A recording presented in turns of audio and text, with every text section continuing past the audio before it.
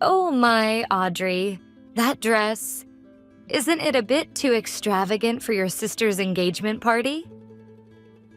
My mother looked me up and down from the hem of my pure white wedding gown to my face, her expression dripping with amusement as she spoke. At that moment, I heard something snap inside my head. This was supposed to be my wedding. Next to me stood Noah, the man I loved, and my fiancé. And I was supposed to be the radiant bride on the most glorious day of my life. Yet hanging on the wall of the venue was a massive banner that read, "Congratulations, Ethan and Hazel." The white and pink roses we had carefully chosen were nowhere to be seen. Instead, the walls were covered in tacky lavender and gold decorations. The guests gathered were not celebrating me. They were there to celebrate my sister Hazel's engagement. I scanned the room, but none of my college friends were there. None of my coworkers were there either. The only faces I saw belonged to the people my mother, Grace, and Hazel knew. A cold, gripping sensation clenched my heart as the reality set in. "Mom, what are you saying? Today is supposed to be my wedding." My voice trembled. The scene before me felt like some cruel, tasteless joke, and my mind struggled to keep up. Noah supported my arm and demanded in a firm voice, "Grace, what on earth is going on here? Where is our wedding?" She shrugged as if she were enjoying a good play and pointed around the hall with the clipboard in her hand. "A wedding? Oh, right, that was planned too. But something far more important came up. As you can see, Hazel was proposed to by Ethan. What could bring a family more joy than this? At her words, Hazel stepped forward triumphantly. On her finger glittered an enormous diamond ring, the likes of which I had never seen before. "I'm sorry, Audrey, but of course my happiness takes priority, doesn't it?" A freezing sensation spread through my entire body. My mother had promised to take care of all the preparations since I was so busy. A massive amount of money had been withdrawn from my personal credit card to cover the wedding expenses. All of it had been poured into this absurd charade. She had trampled on my trust and on the future Noah and I had built together. Grace smiled cruelly, twisting the knife in my despair. "Don't worry, Audrey. You're strong. And your business is doing well, isn't it? You can always have another wedding, but Hazel's happiness is only now. Come on, congratulate your sister. As the leading lady, of course." The leading lady. Her words smashed through the last door of my heart. Ah, yes, that's right. To these people, I had always been second place. My success was nothing more than a resource to be exploited. My happiness existed only as the backdrop to highlight my sister's. But that ends today. My hands were trembling as I took my smartphone out of my handbag. Then I slowly lifted my head and fixed my family with an icy stare. "You think you're the star?" How amusing. My voice was eerily calm, carrying the quiet tension of a storm about to break. "Audrey, what are you—" Noah glanced at the smartphone in my hand, his voice tinged with confusion. In his eyes, I saw the same unwavering love he had always had for me, and a deep, simmering anger at the situation unfolding before us. He understood better than anyone how deeply my mother's cruel words had wounded me. "It's all right, Noah. I'll take care of this." I met his gaze and nodded quietly. His presence was the only anchor keeping my heart steady in this hellish place. We had met during graduate school, shared our dreams, and supported each other every step of the way. When I took the reckless leap to launch the biotech startup, Ethelred Therapeutics, based on my doctoral research, he was the one who kept telling me, "You can do this." This wedding was supposed to be the shining milestone of our long journey together. "Audrey, come over here. I want to introduce you to Hazel's friends." Grace's voice rang out again. It was the commanding tone of someone who had never once considered the possibility of being defied. When I looked around, I saw Noah's parents, my would-be in-laws, standing off to the side looking bewildered and out of place. They had been deceived as well. They too had been looking forward to this day, expecting to attend their son's wedding, and now they couldn't hide their confusion at the bizarre atmosphere. In their hands were, of course, wedding gifts for the two of us. The sight pierced my heart even deeper. Noah's mother, Ruby, gently held my hand and whispered, "I don't know what's happening, but we're on your side." I had to fight back tears at her warmth. They knew how starved I was for the affection of a real family, and they had always treated me like a true daughter. Even these precious people had been dragged into this malicious farce. My company's new drug had entered the final stage of clinical trials, and for the past few months, I had barely had a moment to breathe while negotiating with shareholders and regulatory authorities. "I'll handle all the wedding preparations. You as CEO should focus on the company." 3 months ago, Grace had offered those words, and I had been genuinely grateful. She worked as a wedding planner at the very venue we were supposed to be married in, so I decided to trust her completely. Of course, that didn't mean I abandoned everything to her. I had tried to check on the progress many times, but she had been incredibly cunning. When I asked to see the invitation design drafts, she brushed me off, saying, "Don't worry, I've already ordered a classic design you'll love. I want it to be a surprise, so just wait until the real thing arrives." In the end, not a single invitation was sent to anyone on my list of friends. I found out later that she had contacted a few of my closest friends and lied to them, saying, "Audrey's wedding has been changed to a private family-only event." When I asked about the menu tasting schedule, she laughed and replied, "I talked to the chef and put together the best seafood-based course I know you'll love. If you try it now, it'll ruin the excitement of the actual day." "Even for the wedding dress fitting," she said, "I know your measurements perfectly, so there's no need for alterations." And lied that she had completed the final fitting while I was abroad on a business trip. I believed all of it was an expression of a mother's love, a desire to make her daughter happy. I thought she was being considerate of how busy I was. Never in my wildest dreams did I imagine that, behind the scenes, she was dismantling my wedding itself and building a stage for my sister. It was true that my relationship with her had always been complicated. Every time I achieved something, she would give me a look that was part lonely, part discontent. But this was my wedding. I thought she surely wouldn't tarnish such a special day out of malice. How foolish I was. "Audrey, hurry up and come here. My ring is so beautiful, isn't it?" Hazel called out to me with a carefree voice. There wasn't even a hint of guilt in her eyes. She had always been this way. She believed that anything she wanted could be hers as long as she cried to our mother. My toys, my clothes, my time, even my parents' love, she had taken them all without hesitation. She behaved as if it were her natural right to take from me. And now she was trying to take my wedding. I gripped my smartphone tightly. On the screen was the direct number of the general manager of the venue. He had given it to me personally when my company invited him as a VIP to a major investor conference we hosted. I remembered his words. "Miss Bennett, your company is one of our most important clients. If you ever need anything, day or night, please don't hesitate to call." Neither Grace nor Hazel knew the truth about me.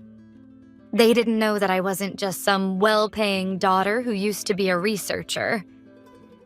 They had no idea about the true power of the credibility I had built and the negotiation skills I had honed in the business world. "Are you even listening, Audrey? I said come here now." Grace's irritated voice cut through the room. I slowly turned to face them. Then, in a voice so quiet that only Noah could hear, I whispered, "Do you trust me?" Noah met my gaze directly and nodded firmly. "Yes, what you do is always right. I'm on your side until the very end." His words gave me the push I needed. I took a deep breath and pressed the call button on my smartphone. The call connected after just 2 rings. "Miss Bennett, congratulations on your wedding. I hope this will be the most wonderful start to your—" "Thank you, Mr. Harrington. Unfortunately, the celebration has been canceled." My voice was astonishingly flat, devoid of any emotion. For a brief moment, a thought flashed through my mind. Are you really going to go through with this? But the image of Grace's mocking face and Hazel's triumphant eyes burned that hesitation to ashes. They mistook my kindness for weakness. Then I would have to show them my true strength. "Audrey, who are you talking to? Stop embarrassing yourself and hang up the phone right now." Grace's hysterical voice rang out, but Noah quietly stepped in front of me, shielding me. "Grace, please be quiet. Can't you see Audrey is in the middle of something important?" His resolute tone left Grace momentarily speechless. "Excuse me, but what did you just say?" On the other end of the line, I could tell that Mr. Harrington, the general manager of this luxury venue, had momentarily let his professional mask slip. "Did you not hear me? As of this moment, I want every single service being provided at this venue to be stopped. The catering, the drinks, the band, and every floral decoration in the hall. Stop everything. Immediately." "Miss Bennett, but according to the contract, the guests are all ready." "I am the signatory on that contract. The payments are being made with a credit card linked to my private bank account. I will pay every last cent of the cancellation fees, exactly as stated in the contract. So I want everything cleared out now. If this isn't done within 5 minutes, I will consider this a clear breach of contract, and my legal team will contact you immediately. And let me add, my company will never use your hotel chain again. Do I make myself clear? In business negotiations, I never let emotions take over. I make sure the other party understands only 2 things: the facts and the fact that I have the power to act on them. That cold precision is what built my company into what it is today. Understood. We will make the arrangements immediately. There was no hesitation left in Mr. Harrington's voice. He understood better than anyone who I was in the weight my words carried. Oh, look at her. She's still doing something. How pathetic. Just give up already, Audrey. You look ridiculous. I heard Grace and Hazel's mocking voices. To them, this was nothing more than their older sister throwing a childish tantrum. And then it happened. The cheerful live jazz music filling the room suddenly cut off, as if sliced apart by a knife. Guests chatting with champagne glasses in hand turned to each other in confusion. The sudden silence took over the entire space. What's going on? Did the power go out? As murmurs spread, a team of staff dressed in black quietly but efficiently entered through the hall's main doors. They moved through the guests with practiced coordination, clearing the lavish dishes and champagne glasses from the tables one after another. At the open bar, bartenders silently began returning bottles to the shelves, and even the lavender floral decorations on the walls were swiftly taken down by staff with stepladders. Hey, what do you think you're doing? I haven't even eaten yet, Hazel shrieked, but the staff didn't even glance at her. They just kept working in silence. Grace, her face flushed red with fury, grabbed one of the staff members by the arm. Who gave you permission to do this? I'm the one in charge here. The staff member looked startled but answered politely, "I'm terribly sorry, ma'am, but these are direct and absolute orders from Mr. Harrington." What? Grace's face was drained of color. For years, she was convinced she ruled over everything within these walls. And now, she was finally realizing that her commands no longer carried any weight.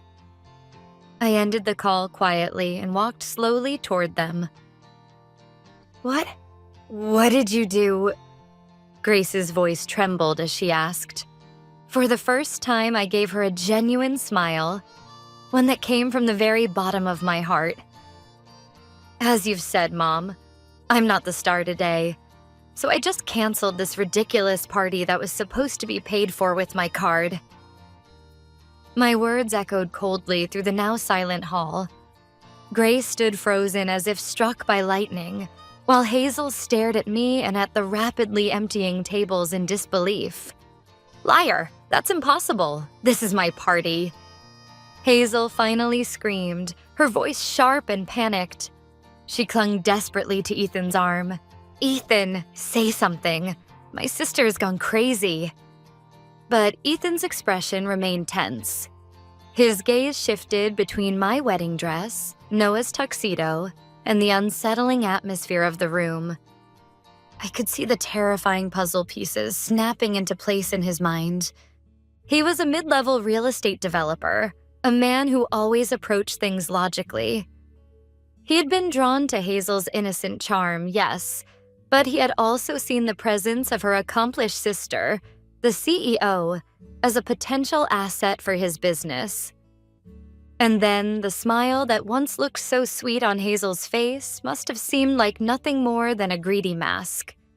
The ring he had given her, the promises of their shared future, all of it was being built on her sister's tears. "Hazel, your mother told me this was our engagement party, but your sister is clearly wearing a wedding dress and her fiancé is in a tuxedo. And now all the services at this venue were shut down with just one phone call from her. Can you explain this to me?" His voice was calm, but underneath it swirled doubt and disappointment. Hazel's face twisted as she struggled to respond. "What are you talking about, Ethan? This is a surprise party," Mom said. "Even if it's a surprise, who paid for it?" Ethan's voice grew sharper. "Your mother? You? Don't tell me. You hijacked your sister's wedding and are celebrating with her money?" Grace jumped in, her face red with anger as her daughter floundered. "How dare you say such a thing, Ethan? We're family. Of course Audrey would want to celebrate her sister's happiness." "That's not true." Noah, who had been quietly supporting me until now, finally raised his voice. He stepped forward, standing firmly between me and them, and looked Grace and Hazel straight in the eyes. "Family means wishing for each other's happiness and respecting each other.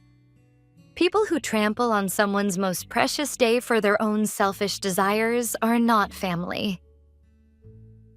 You betrayed not only Audrey's trust, but also the goodwill of my parents, who came all the way here to celebrate. You should be ashamed of yourselves." He then walked calmly over to his parents. "Mom, Dad, this must be upsetting. Could you wait in the lounge for a bit?"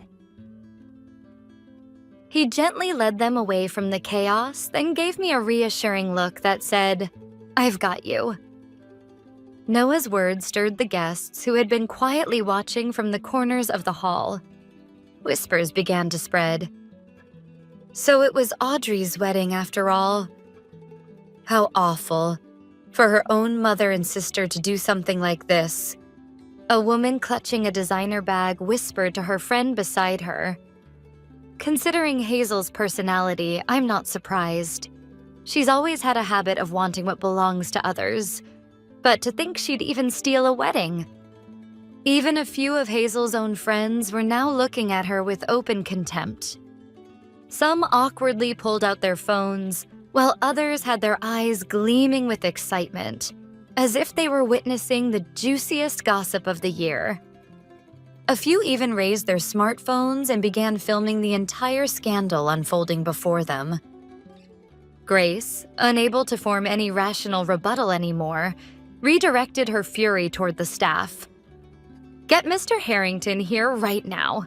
I've worked here for 20 years. I won't stand for this kind of humiliation." But no matter how much she screamed, the general manager never appeared. Everyone in the hall understood that her authority in this place had completely vanished. I watched my family crumble with icy detachment as I quietly scrolled to the next number. It belonged to the most prestigious haute couture dress shop in the city. The very shop from which Hazel's lavish lavender party dress had been custom ordered. The payment, of course, had been made with my black card, but I still had one last trump card to play. "Hello, Madame Lorraine." "Yes, it's me, Audrey Collins. Thank you. But there's been a slight change of plans today. There's a woman standing right in front of me wearing one of your dresses." "Yes, the extravagant lavender one. I urgently need to inform you that this dress has become the centerpiece of a rather disgraceful scandal. I made sure to speak clearly and theatrically enough for both Grace and Hazel to hear every word." Hazel's face was instantly drained of color. "Yes, that's right. For the sake of your brand's reputation, would you please come and retrieve the dress?" "Retrieve the dress? Do you even realize what you're saying?" Grace stormed toward me, her face twisted into a mask of rage. But in her eyes, there was no longer contempt for me, only pure fear. She had finally understood that I was entirely serious about destroying this farce down to its bones. On the other end of the line, Madame Lorraine's voice remained calm as she asked, "Miss Collins, retrieving a worn dress is unprecedented. What exactly happened?" "Madame, let me explain. I ordered the dress in good faith for my sister to wear at my wedding. However, that wedding was hijacked through fraudulent actions by my mother and sister. Therefore, the dress is currently being worn for a completely illegitimate purpose. Don't you think this is a matter that concerns the reputation and integrity of your brand?" After a brief silence, Madame Lorraine's tone shifted noticeably. "I understand. For the honor of our brand, we cannot overlook this. I'll send my staff over immediately." And within just 10 minutes of my call, 2 women dressed in sleek black suits appeared quietly at the entrance of the hall. Silver logos gleamed on their chests, the unmistakable emblem of Madame Lorraine's dress shop. Their presence was so impeccably professional that it seemed almost out of place amid the crumbling chaos of the event, drawing the attention of the few remaining guests. One of the women walked straight toward Hazel. In her hands rested a neatly folded cashmere robe of the highest quality. "Miss Hazel, correct? We're here on behalf of Madame Lorraine regarding the dress you're currently wearing." Her polite, emotionless tone only heightened the sense of dread in the air. "What do you think you're doing? Go away. This is mine." Hazel panicked, clutching the lavender dress at her chest and stumbling backwards. "Ethan, help me. These people are crazy." But Ethan no longer let her hold onto his arm. He simply looked at me, at the staff, and at Hazel, with eyes that were cold and resolved. His mind was already made up. I took a quiet breath and spoke, slipping on the mask of the cold, calculating CEO. "Let me explain. The dress is no longer the shop's property. But Madame Lorraine will not allow her brand to be exploited in a disgraceful farce like this. I stated the facts plainly, without a shred of emotion. Those facts cut deeper than any insult could." "Stop this. How dare you humiliate us in front of everyone? Have you no shame?" Grace tried to step between me and the staff, but the second woman calmly moved forward, blocking her path. "Ma'am, Our dresses are designed to be worn in appropriate settings and for legitimate purposes. Being involved in a scandal of this nature severely damages our brand's value. To protect the brand's reputation, Madame Lorraine has instructed us to retrieve the dress immediately.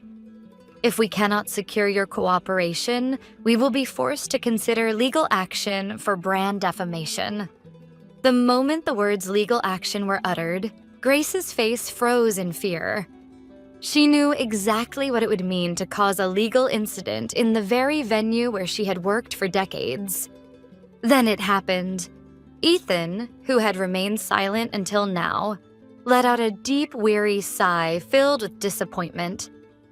He stepped in front of Hazel and gently reached for the large diamond ring she had flaunted so proudly. Ethan? Hazel, was I really a man worth stealing your sister's wedding for? His voice was heavy with sorrow. You didn't just ruin your sister's happiest day. You stained our relationship with money and lies. I fell for your brightness. But I didn't realize that brightness was built on someone else's suffering. This isn't the woman I loved. With that, he gently slipped the engagement ring off Hazel's finger. The moment the ring was taken off, Hazel collapsed to the floor as if her soul had left her body. No! Her wailing echoed hollowly through the grand hall, now stripped of its lavish decorations and emptied of food, the sound bouncing off the bare walls.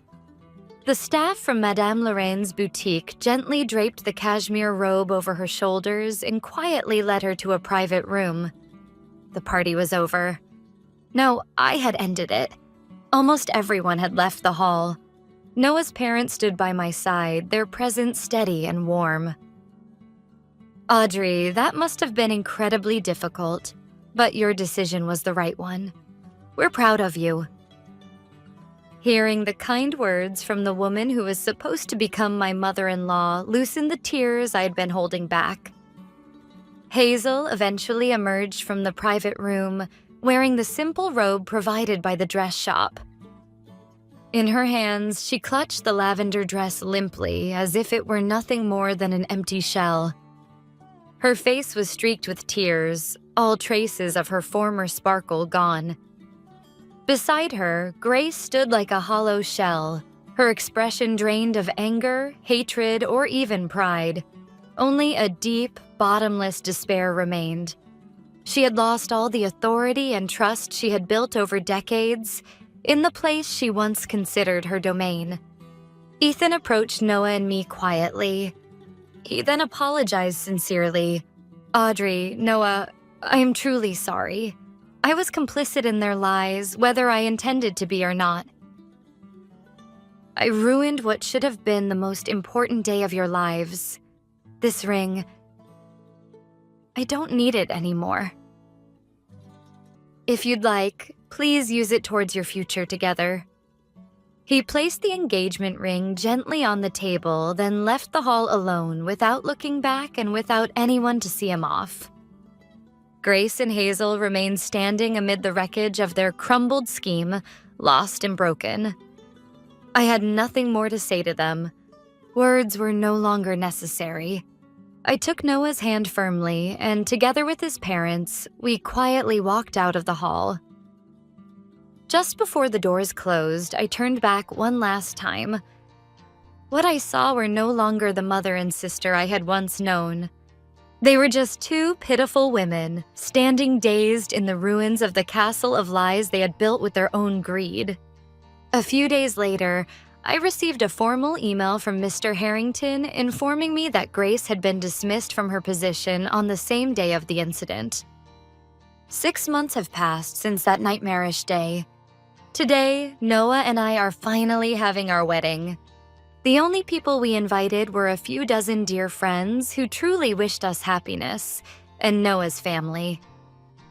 Noah took my hand and began his vows. Audrey, I vow that when storms try to break you, I will be your shield. When you walk the path of truth, I will be your most loyal companion. I will love your tears and your smiles and everything about you for the rest of my life." I looked into his eyes and replied, "Noah, I vow to cherish and honor your kindness and your strength for as long as I live. With these hands, I will build our future together." Warm applause filled the chapel. On my ring finger, the simple and elegant band Noah gave me shone beautifully. Since that day, I haven't received any direct contact from Grace or Hazel. The videos of their disgrace spread rapidly across social media. Hazel lost not only her fiancé, but also the support of her friends. She was effectively cast out of the city's social circles. Grace, I've heard, is still unable to face what she did. Freed from the chains of a false family, I've found my true happiness. As I gazed out the chapel window at the calm sea, I realized something. There was no hatred left in me. Perhaps someday, if they truly confront their mistakes and learn to stand on their own, we might speak again. Not as rivals, but simply as sisters. Until that day comes, I will walk my own path. Today, my life truly begins,